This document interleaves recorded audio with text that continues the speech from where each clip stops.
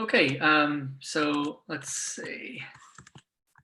This is episode 28 of I the believe so, yeah, according to my calculations. yeah, me too. So episode 28 of the following Mechanical Turks project was it July 17th. So today we were going to talk about the discussion section. So the method and results, we have a draft of that. So we'll talk about the discussion leading into, the conclusion.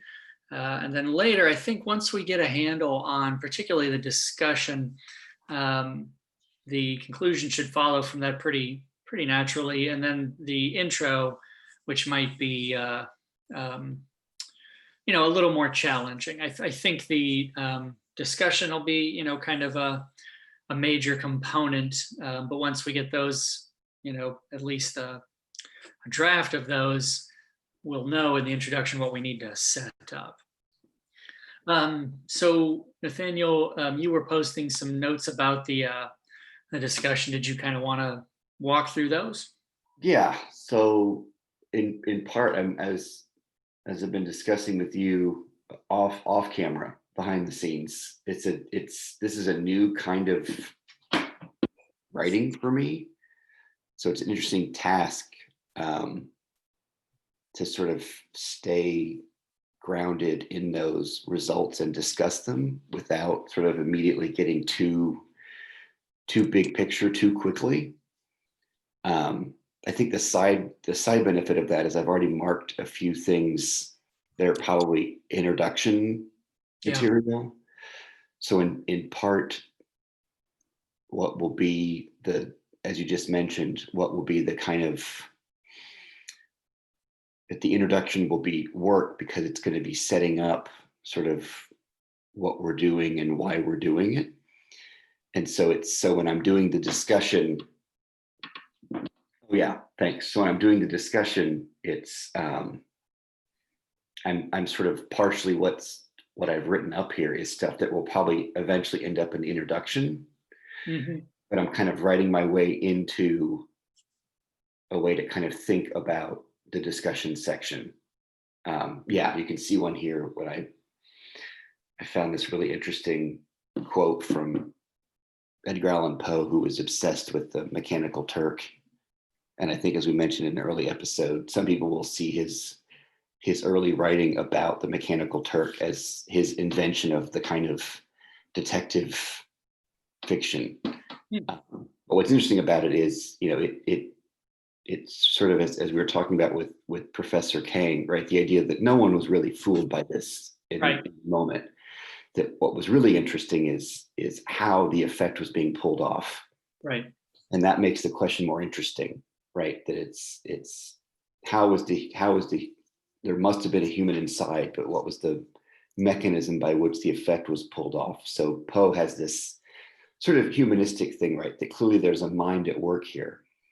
And this is a function of how human agency is being brought to bear. But then he spends almost the entire article speculating about how the machine works, which is kind of interesting, right? In order for him to prove that there's a human being doing it, he's got to demonstrate the mechanism by which the human being's doing it, which jumbles up the whole question of, right? How do you parse the two?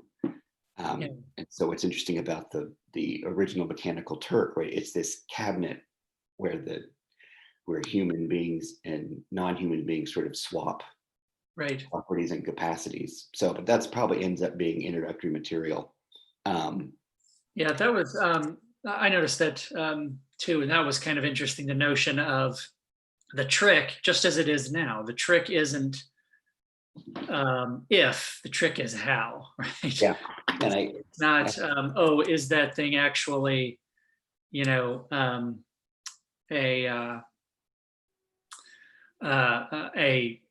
chess playing automaton. Apparent from contemporary reports, virtually no one really thought that. No. Which is the narrative we tell ourselves, that these hayseeds were fooled by this, but seemingly just like magic tricks now, it's not that they were fooled, but where did that card go? Yeah. It was, I know this is within the realm of human capacity, what's going on here? Just as when we see David Blaine levitate, it's like, well, I know he's not flying. So Yeah. the trick is, how is he doing this? Which I think is, and I've been looking, there's so in part I like that as an opening move, because what it also does is it sort of shifts the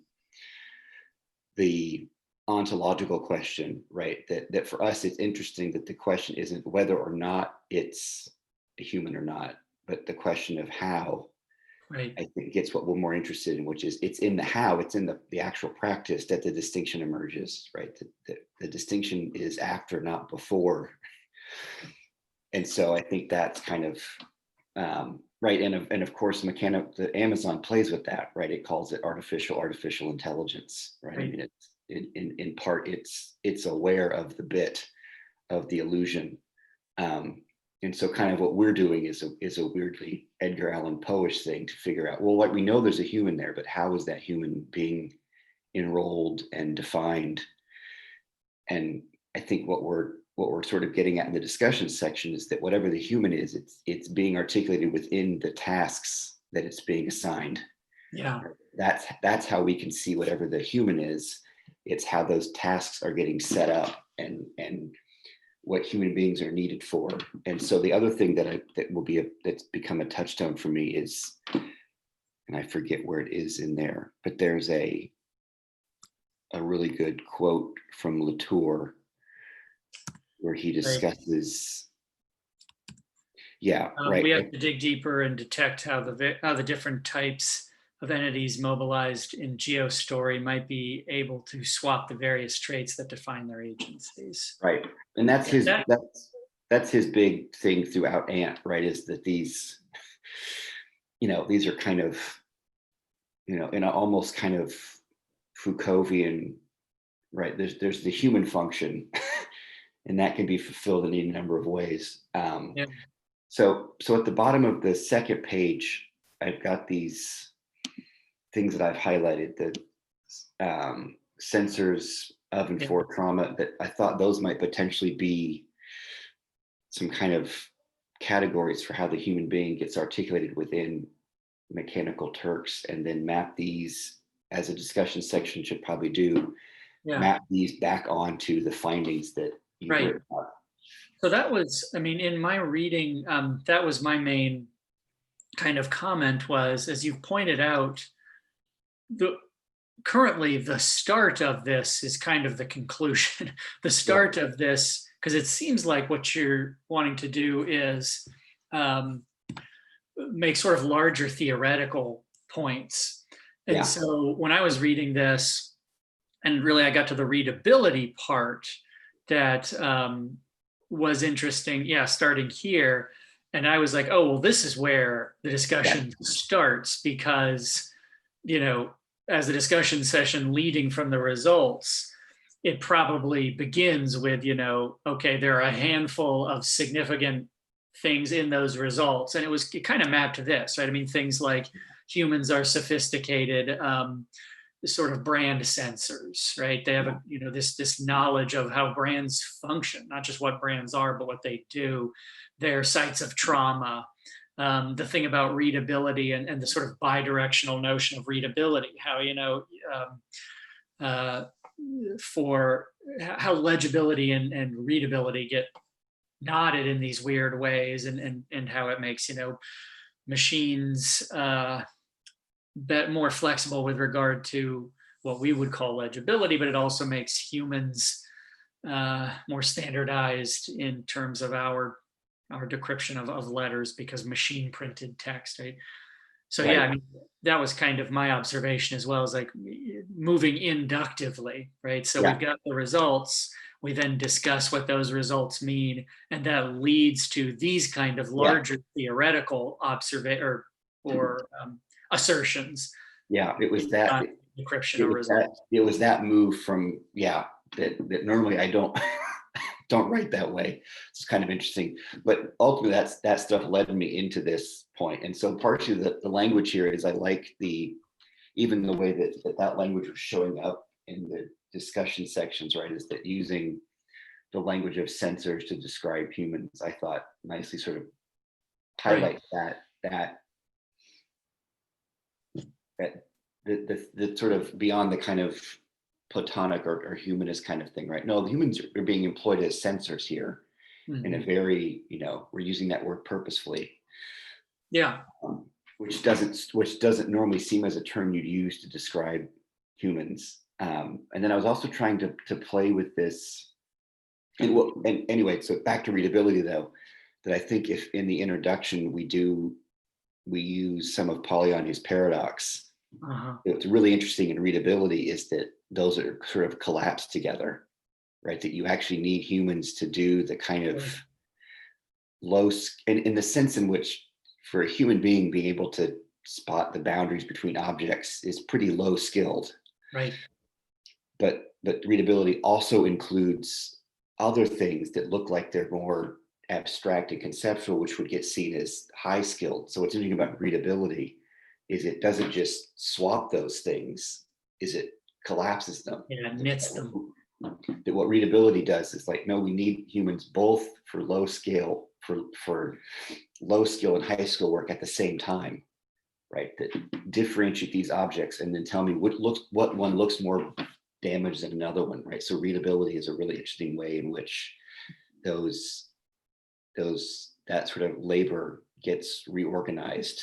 Yeah. And so that kind of leads to the question of, is there an axis on which to view these where it's not putting together the low and the high? We're able to see a way in which it doesn't make those distinctions. It's instead of saying, okay, well, this has both the low and the high, it says, no, these are united against this opposition. So, I mean, can we find in those, a shared thing that unites them without saying, no, it just puts high and low together. It's like, okay, well, what's similar between you know what I mean? It's like, no, I what like then that's a divides? much better, and that's a much more interesting conclusion to also in terms of the article, right? It's not just that our findings are that these tasks are combining Polanyi's Right, low and high, but actually it's making that Mechanical Turks makes another distinction entirely. It's right. got a different way of thinking about these things. Yeah. Yeah, Well, and that's kind of what his paradox lets us do. Because I mean, his paradox is trying to resolve those distinctions as well, right? I mean, that's yeah, his paradox, is that the high and the low come together, or resist automation. Therefore, there's got to be something else right. that is the dividing line, that is the axis, right? So we could say something like in this task of readability, there's something like a resolution of Polanyi's paradox, Yeah. at least, and because part of what I want to point out too is at least temporarily, Right. Right. right? And then once you move on to other tasks, that paradox might reemerge, Right. but it's at least temporarily resolved in this kind of task. And that for us is interesting because that's a result. That's one thing that we think Mechanical Turks is doing with respect to the human. It temporarily resolves these things that normally strike us as paradoxical by the way in which it is articulating a human intelligence task. Yeah. Well, And then and as you say, I mean, potentially, um, that kind of assertion, yeah, I mean, has to be circumscribed in that the platform itself doesn't seem to necessarily have like an essential characteristic.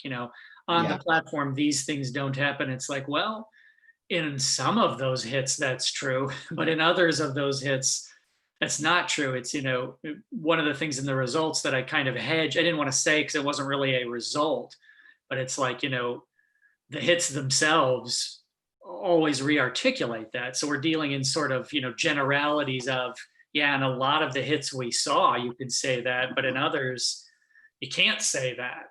Right. mhm. It's like it's always, the hits are sort of always newly reinscribing these things differently, including at odds with each other. Yeah. There was a point where I was talking about. Yeah, I still think there's, and this may be in a in a separate piece, but that whole notion of like essential and non-essential, but then Yeah. sort of the pun on then the sort of the essential with respect to the human. Um, but I've got a part here that basically says that, right, um, that these hits sort of differently articulate the human, but they're not sort of totalizing because they only exist in these hits. Yeah. And these hits are also not, they're limited in duration as well. So Right. when one is in one of these particular hits, here is how one is activated as a human, but that will shift depending upon the task. Yeah. Yeah, that's an interesting component because in a sense, it's beyond the scope of this one, but it's like there's something about how how the flexibility of Turkers is itself a defining characteristic, that the Turker is able to slip into these different modes of human Yeah, rapidly, in part because machines, one potential dividing line there is their lack of that kind of flexibility. I mean, it's something I've always trotted out for a long time that, human is the ability to adapt. Humans are better at being adaptable. Machines are less good at that. And, I mean, I always trot that out as by saying what that means is we're the ones who needs the change, right? Machines don't need to be crafted to suit us. We need to change because we're good at changing. right. They're less good at that, right? This was something that, in fact, it was an earlier thing. This notion of artificial intelligence being like a magic trick. When you're talking about the Poe stuff, what this actually sort of points out is machines are environmental.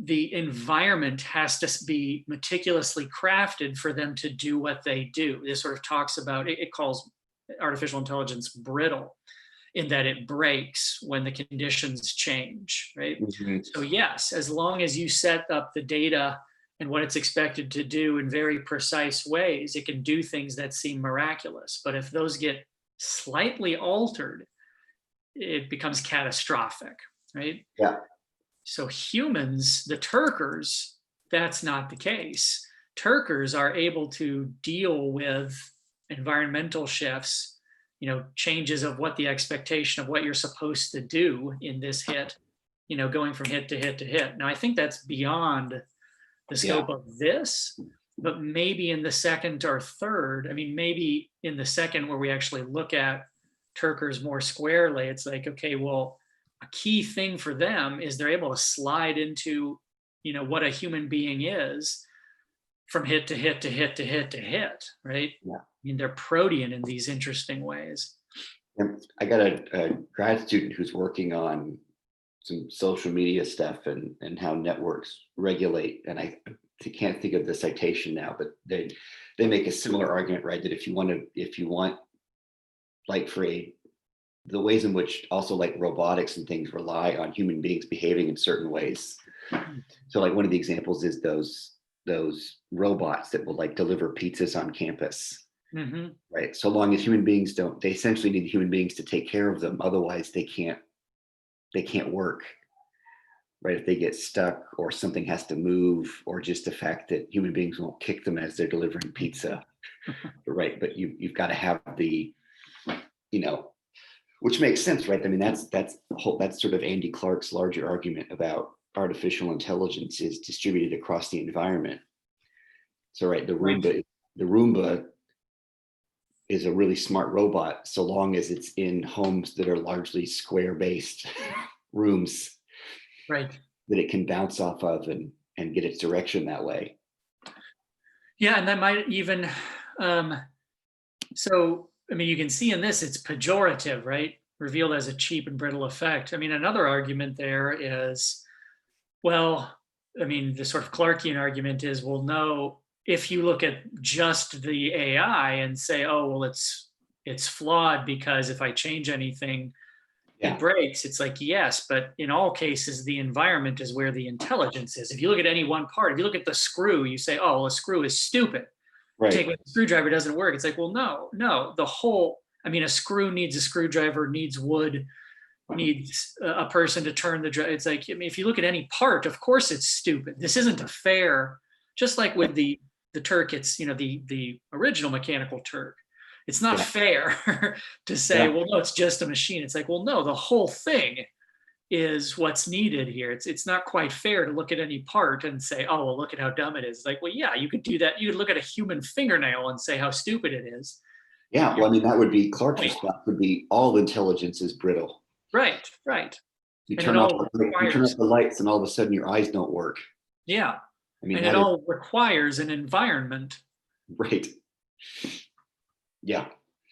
Well, so anywho, I mean, a lot of that probably, and that was something else I was noticing here as you're already articulating. A lot of it seemed like, is this stuff for the introduction, or is it even stuff for a different product? You know, does Yeah. some of this get kicked out into the third product? Because I noticed, like, even here you were invoking the cultural techniques, Yeah. That's and I was curious. I mean, is that going to be more? Is that going to have a better home in a later product? yeah. In part, this is also just me writing myself into a way to figure this out. But I think this sensors of and for, and I was also kind of playing with that notion that was with the of for. I was also trying to sort of capture some of the other kind of interesting agency related things. Oh, that's me. I never get phone calls. Yeah, it was somebody else. I'm on my wife's computer and it's linked to her phone. Anyway, but the notion too is that oftentimes human beings are used as sensors, not because what I was trying to get at that is right the ways in which a particular human capacity to sense is being enrolled to accomplish something else, right? So it's like Right. when you use a camera.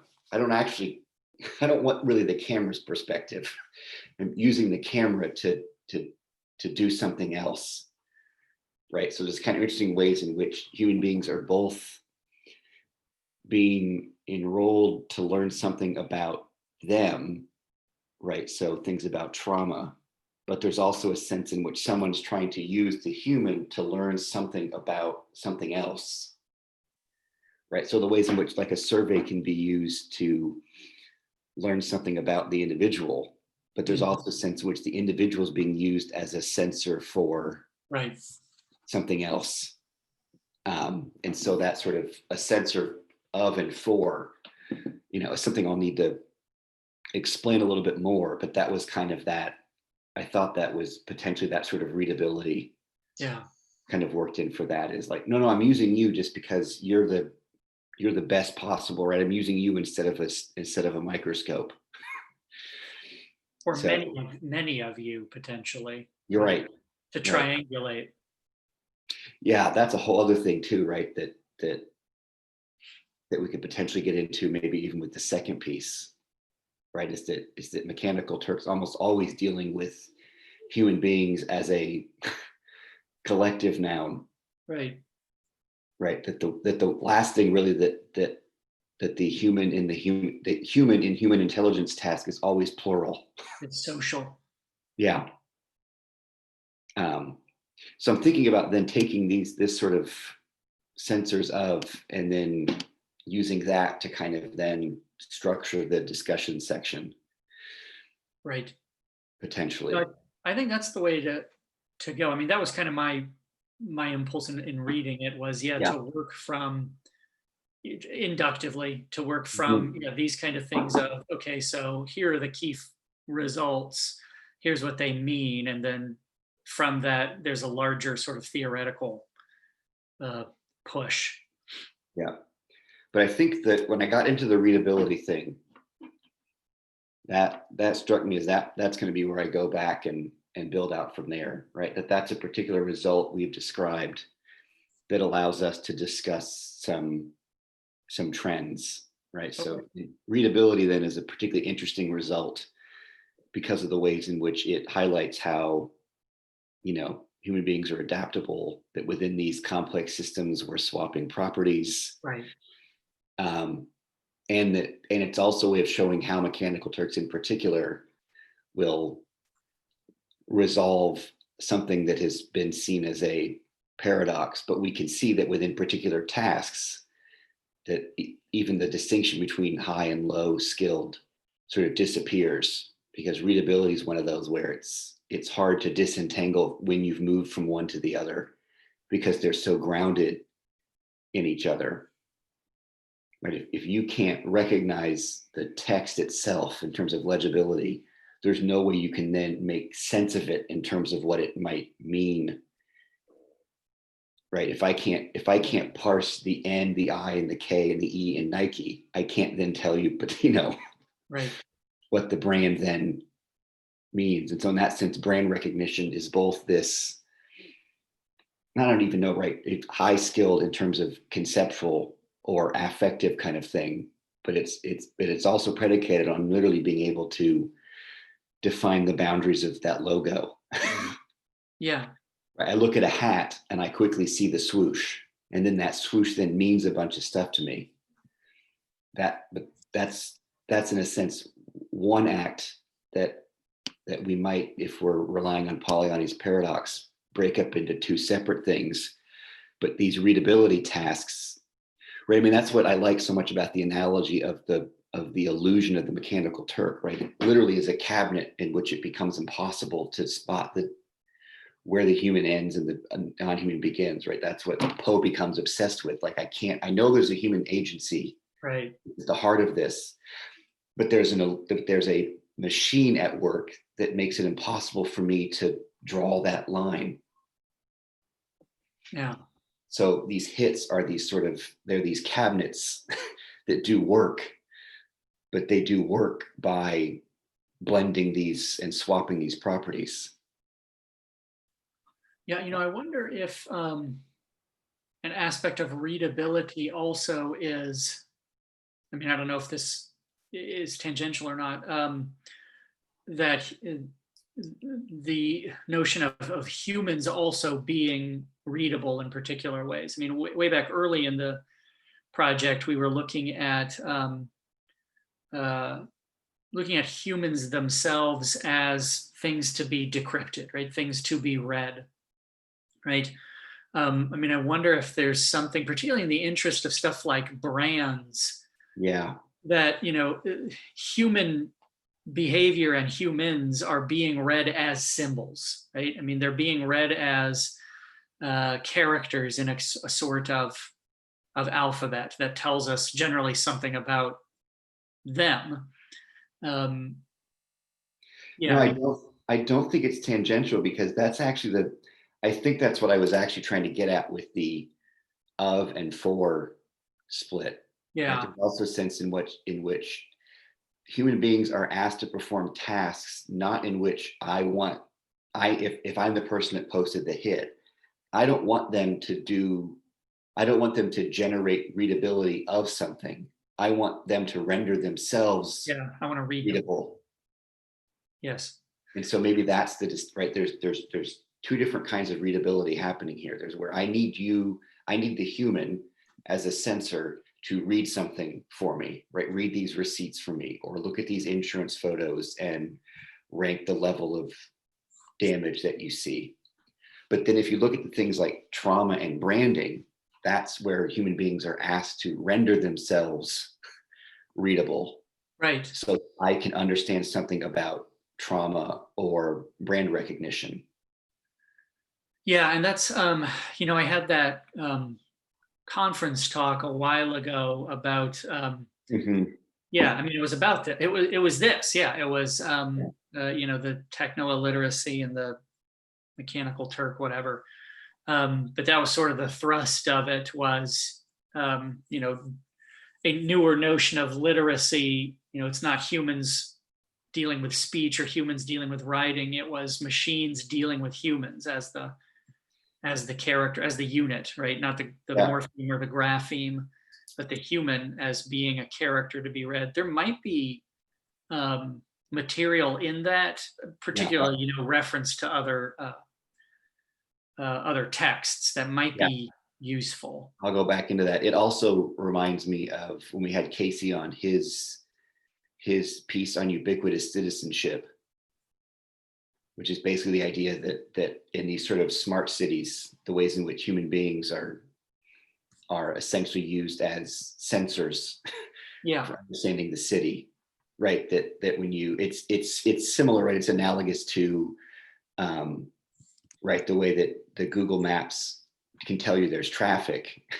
The reason it knows that it's because it's using everybody with their phone on to sense traffic, right? So in that sense, it's using human beings as traffic sensors. There's that great. Did you see it was like I guess it was a performance artist, but he loaded up a wagon full of cell phones Yeah. and then just pulled the wagon through town, and you could see and then if you looked at Google Maps, it looked as if there was traffic in that area. And so he was essentially causing a traffic jam simply by pulling 70 cell phones down a street. But what it highlights is the ways in which, in that sense, human beings in combination with their cell phones are being used as sensors. Yeah. So in that sense, Casey's point is that human beings are essentially kind of always being pulled now. Right. That everything you do is something that then a government or political entity can then use to make decisions, right? So you're essentially sort of engaging in acts of citizenship, not once every 2 or 4 years, but we're sensing you all the time. And then we use that to, right, there's a sense in which, if when we sort of do the cultural techniques piece of this, that right, Mechanical Turks is now analogous to sensors you put in roads to know when lights should change, right? That essentially that would be an automated task, but it needs essentially human beings to weigh in, pun intended, right? So that they can now decide how to organize itself. Yeah. Another thing that I noticed in the discussion notes there, the references to COVID, there were a handful of those. Yeah. In part because how it has also rearticulated notions of essential, right? Mm-hmm. I was curious because what I was noticing is if that's going to be in the discussion, it would probably need to be set up. The intro would probably need to foreground that part of this is driven by a rearticulation of what is essential, which can be done. But that was kind of the question of if it's going to be appealing to this in the discussion, it probably needs to be establishing the impetus is, COVID has caused the rearticulation of essential labor, No, and that was something I was, whether it's worth it to make that right parallel, where it could just be like a footnote in the conclusion, right? As the conclusion potentially spins out, right, makes a case for potentially the framework we're developing, or maybe some theoretical insights that might be generated out of it. Here's how they might be useful in a non-computational rhetoric kind of thing. So it's potentially more of a, at least as I understand it, I'm not at all committed to it as a piece of that, but it was certainly something that was proving inventional to at least think about how it works. But it may not necessarily be something that, at least in this piece, that again might be something that shows up in the more qualitative piece about Turkers. That might be where it makes more sense. Yeah. Okay. I mean, that's you're right. Either way, it probably can't come out of nowhere in the discussion section. I mean, yeah, that was, if that's going to be a major piece, we just need to make sure in the intro, and it's why, it's advantageous to go in this order so that in the intro what needs to be set up, I think that was the main thrust of what I had. I mean, my only other question, but I think I know the answer to this is, because I was, as we were talking about, curious about moving forward into the conclusion. Do you have a good sense of sort of what the arc of the discussion section is going to be, because in the conclusion, generally there's a sort of terse recap of, okay, so here's what we found and here's where we're going from here. Yeah. So I think, so I really like the final short paragraph in the results section, right? This plexus of features parses human sensory experience into at least 4 parts, that I think then I can more tightly link these sensors for and as, link them to that list of 4 things. Oh, okay. And then potentially, right, this plexus of features parses human sensory experience into at least 4 parts. And then looking at something like readability, which is one of those prominent hits where all 4 of those seem to be at play, and they're being arranged and rearranged in ways that are, potentially help look at something like Polanyi's paradox, right? That the notion of readability sort of collapses or entangles all these different things. Yeah. But then my question for that too is then in the discussion, how, I mean, I would take up other stuff, but does it make sense in something like the discussion to zero in on readability, where even though it's not the only thing that necessarily was popping out of the results? Well, I mean, I think so. I think the discussion can be whatever we want it to be. Yeah.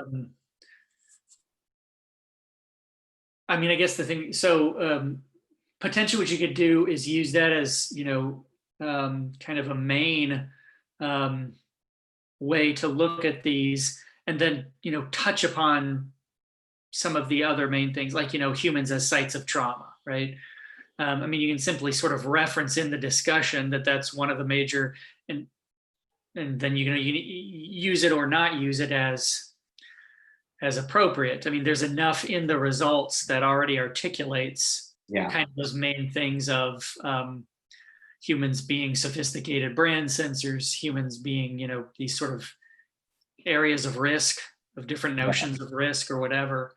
Because I just went back, it's funny as you said that, I just went back and marked, because based on sort of how we're potentially approaching readability, and then the final section of the results section about that parsing into at least 4 parts, is that then that the second to last paragraph before categories by compensation tier is you've got that thing that links, this melange of, connects a consumerist thread with themes of bodily risk and mental health issues, becoming a rough microcosm of the principal ways humans are separated from non-humans in the language of the study's data pool.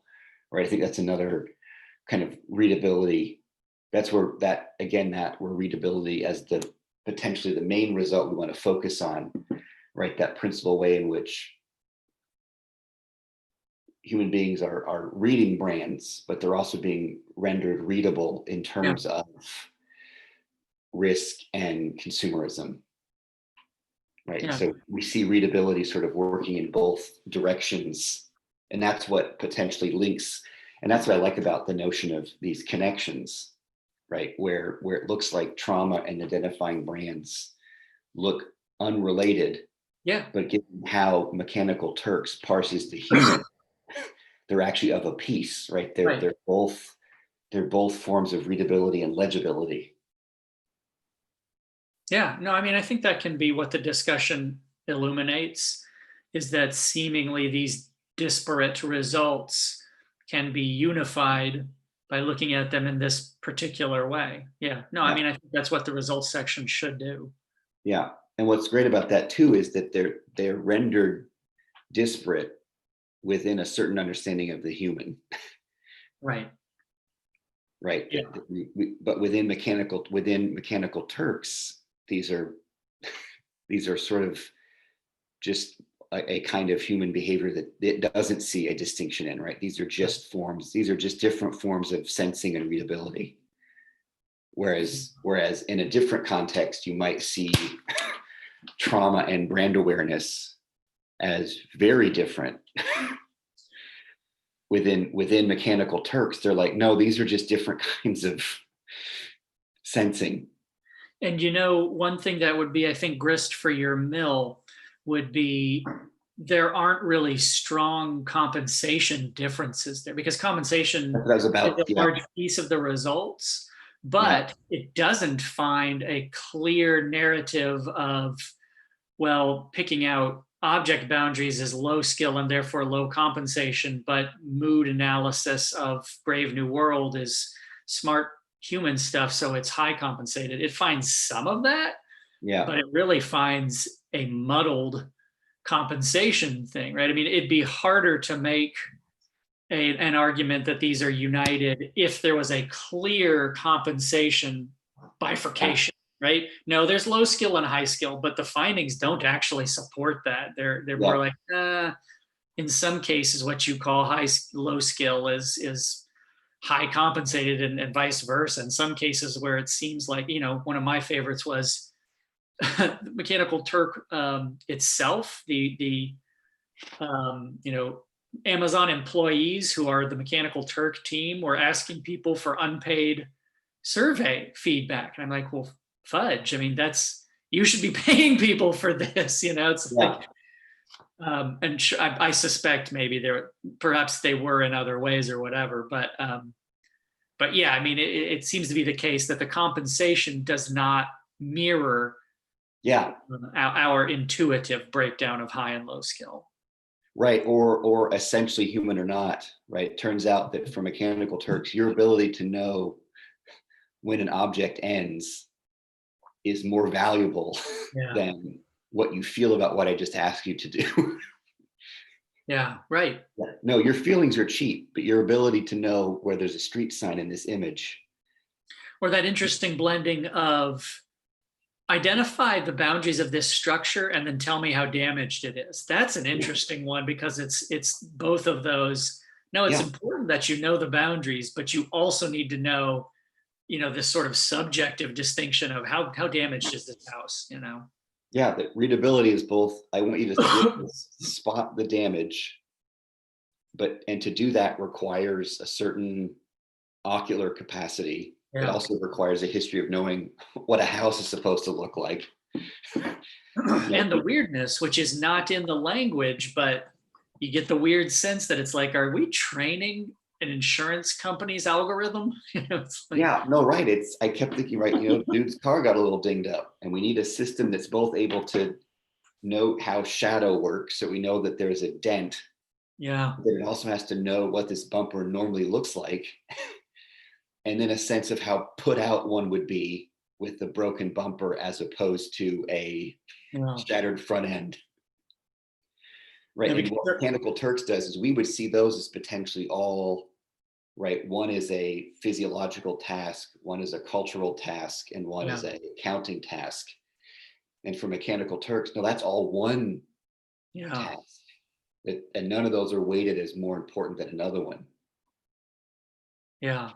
It's, because we do have those things now, like if you get, as you point out, if you get into a car wreck, it's now pretty common that you take a photo and it just goes to your insurance, your insurance app will probably have a function where it's like, take a picture of this and then we'll give you your thing. There's some of those hits that it feels like what they're doing is distributing the labor differently. So it's not, an insurance adjuster who receives those photos and says, that's $600.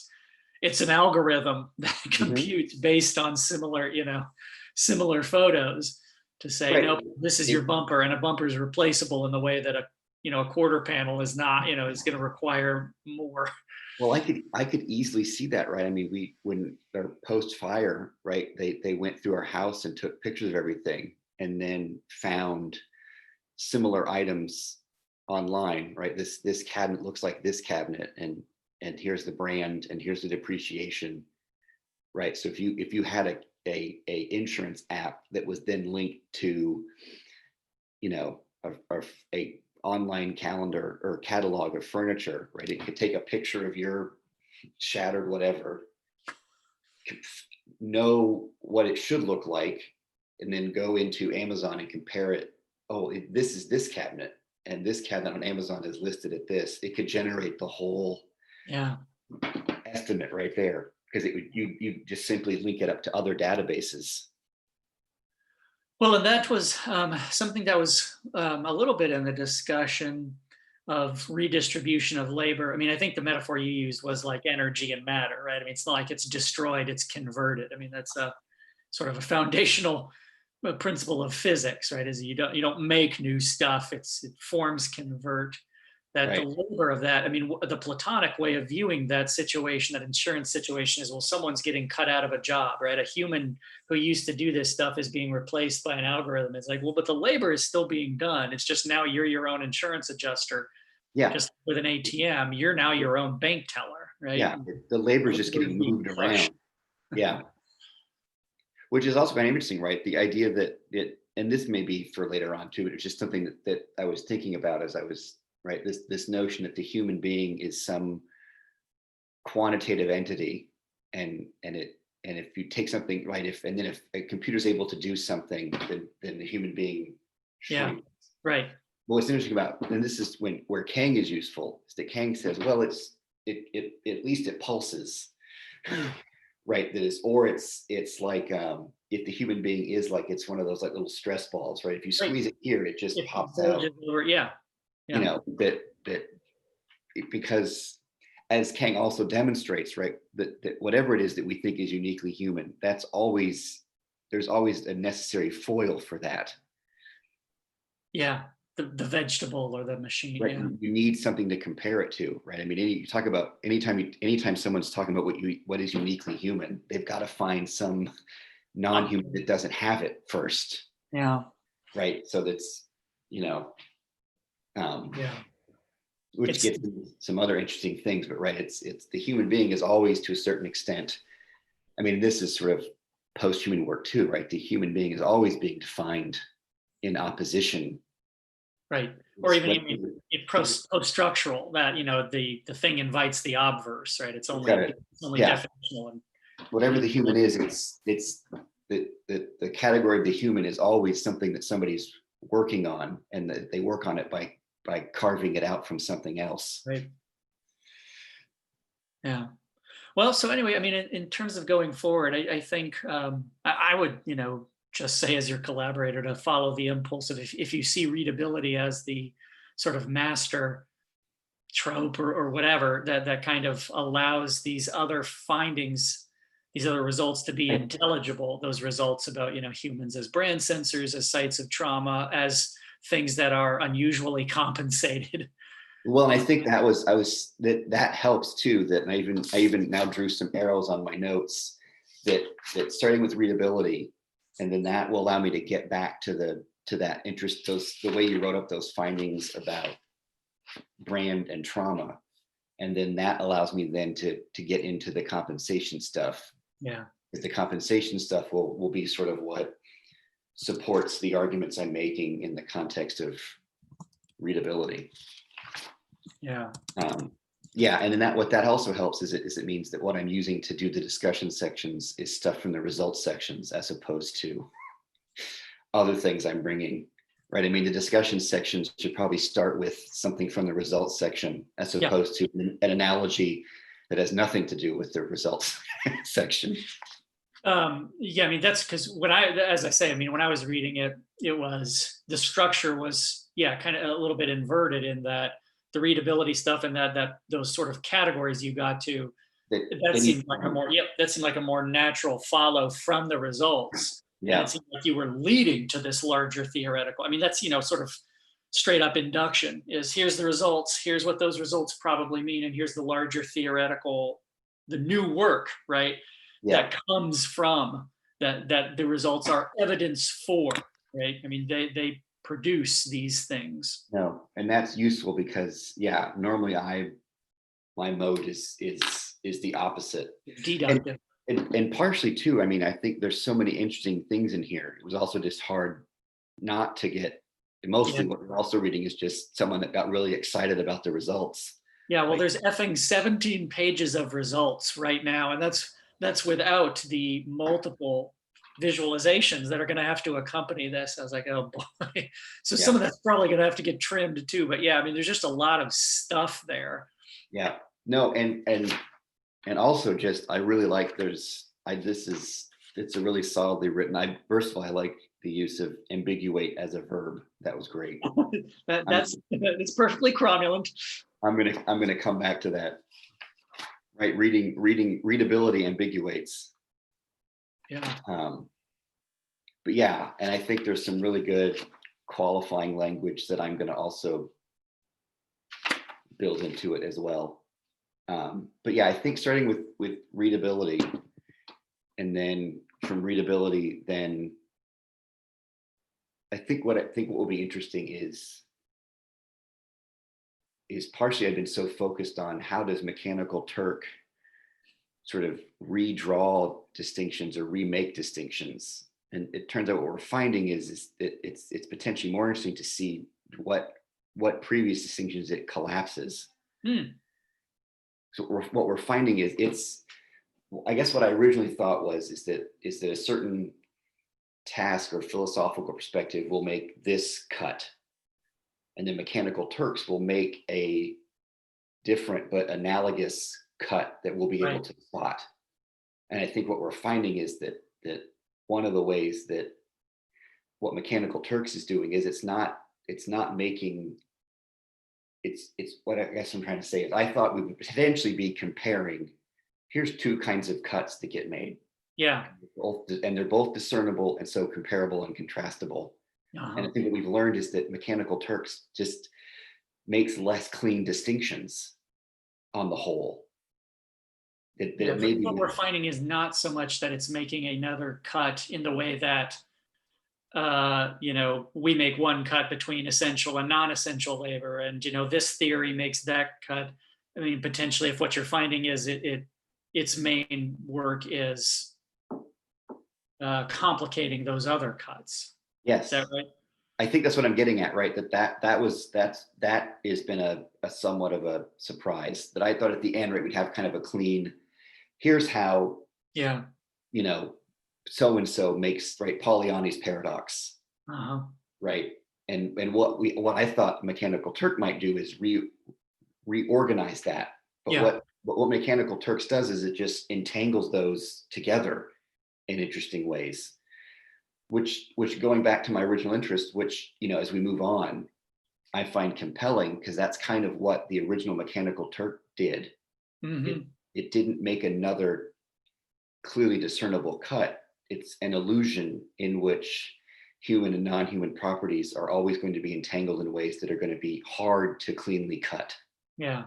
That are going to be in some ways horrifying, right? Potentially, right? In But part why Poe is writing about yeah, them, that that's what we see as why the chess machine is monstrous, right? I mean, that whole book where it's basically the Gothic of the chess right. machine, because it's terrifying because Well, it complicates what's human and not. right. It's monstrous not because it's in opposition to something. It's monstrous because it's not quite in opposition, right? It's just messy. There are parts of it that, Makes our lines fuzzy. yeah. And so that's kind of I find that much more right. It's not simply making a countercut. It's complicating the whole idea of distinctions. But it's messy because it doesn't do it globally. It does it task by task by task. Yeah. Whoops. Yeah. Yeah. Maybe our thinking about this has been really uptight. Yeah. Luckily, I'm on a pretty strict drug regimen to keep my mind limber. Limber. But no, I think that also helps just to have your collaborator hit you with a newspaper and say induction. Yeah, I mean, I just think it'll work that way structurally. Yeah, going Yeah. from results to what those results mean to larger theoretical.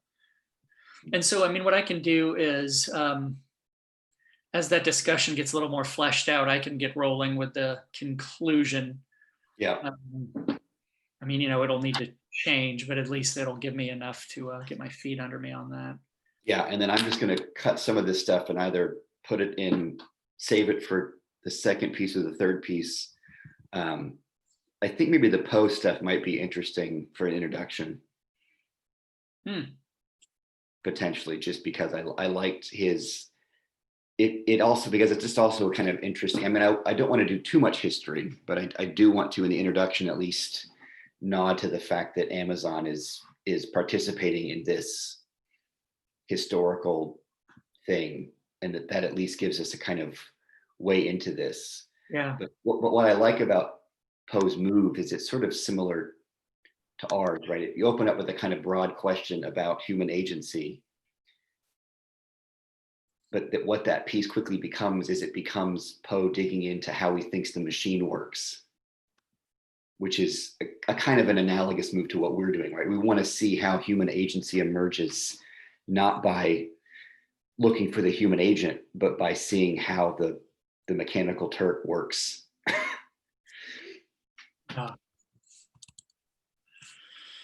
All right. Well, yeah, we're at an hour. Yep. Anything else or? No, but this has been helpful because beyond just other professional things that were getting in my way. To again quote the Big Lebowski, my thinking was actually quite uptight about this. I've not really written something this quantitatively oriented. So getting into that mode of how you build an argument out from that. Hi, baby. Is that Charlie? Yeah. Hi, Charlie. Hi. How are you doing, baby? Is this number one dad? Yep. What you doing, baby? What you up to? Well, I was watching TV until it crashed. It just kept loading. I was watching TV until it crashed. Mhm. And then something different when I was a kid. Oh, And I was gonna ask you, could I borrow you?